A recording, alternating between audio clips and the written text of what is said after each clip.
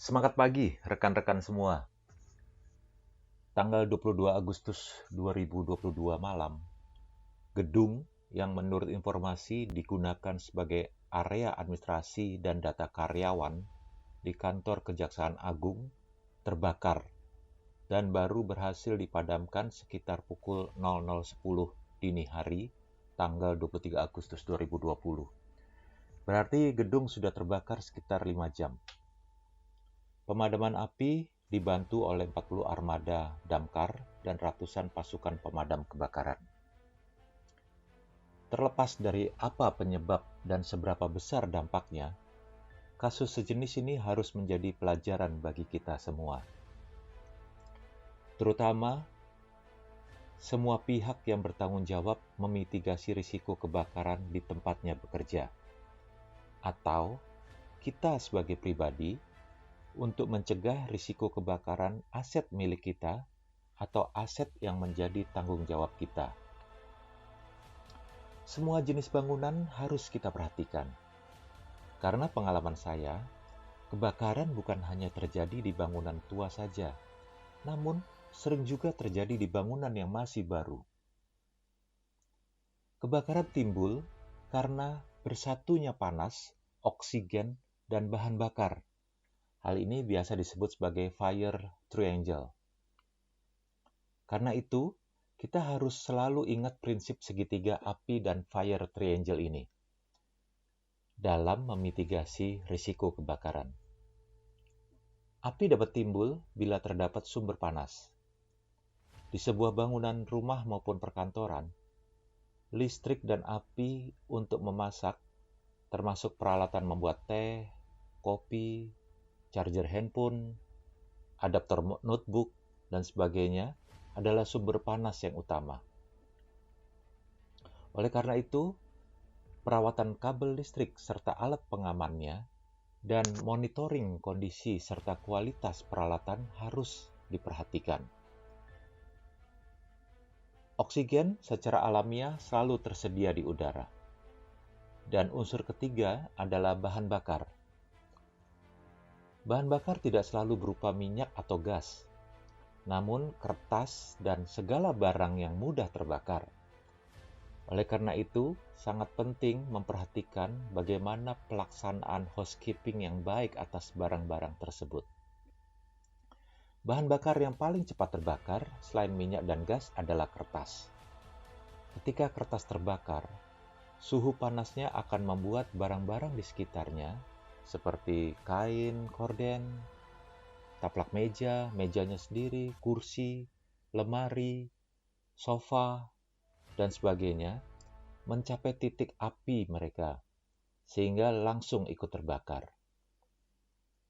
Ketika hal itu sudah terjadi, di mana lemari, meja, kursi, sofa terbakar, maka sangat sulit memadamkan api. Sehingga kebakaran pasti akan semakin besar dan semakin besar. Oleh karena itu, mari kita bertanya dan memeriksa apakah pengelolaan semua aset milik kita maupun yang di bawah tanggung jawab kita sudah benar-benar memutus terjadinya segitiga api. Tidak mungkin kita memutus dengan menghilangkan oksigen, karena oksigen sangat dibutuhkan manusia di rumah maupun di area kerja. Namun sumber api dan bahan bakar bisa kita atur tata letak dan metode penanganan serta penyimpanannya, sehingga akan sulit bahkan akan mencegah terjadinya segitiga api, karena tidak terjadi pertemuan panas, oksigen, dan bahan bakar. Selanjutnya, apakah peralatan dan petugas yang bertanggung jawab day to day cukup terlatih sehingga mampu mencegah terjadinya kebakaran?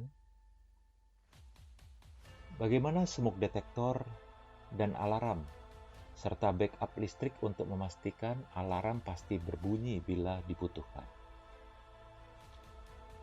Apabila tersedia sprinkler, apakah kondisinya terawat sehingga akan pecah dan menyiramkan air pada suhu tertentu?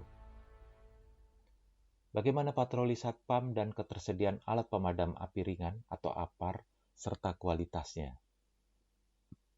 Semua itu sangat krusial sebagai pemadam api di awal ketika api masih kecil.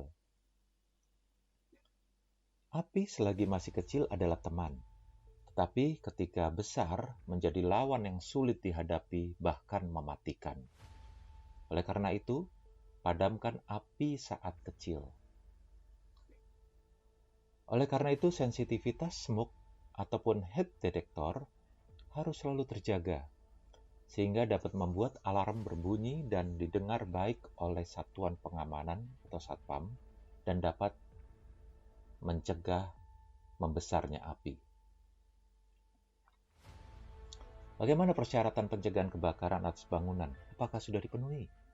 Bila sudah dipenuhi, lalu bagaimana maintenance-nya secara rutin?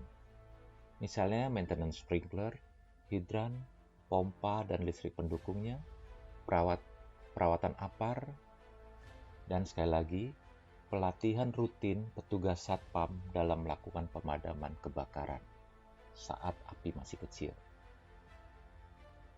Rambatan api dapat dicegah bila terdapat dinding dan pintu tahan api yang terawat dengan baik. Apakah kita berpikir bahwa dinding dan pintu tahan api dengan kualitas yang baik hanya diperlukan di pabrik-pabrik saja? Tentu tidak. Di perkantoran, terutama di gedung yang besar, rambatan api harus dicegah dengan membangun pertahanan pasif, yaitu dinding dan pintu tahan api. Kalau api sudah membesar, maka pasukan pemadaman hanya mampu untuk melokalisir rambatan api serta kerusakan kebakaran yang ditimbulkan, terutama mencegah korban jiwa.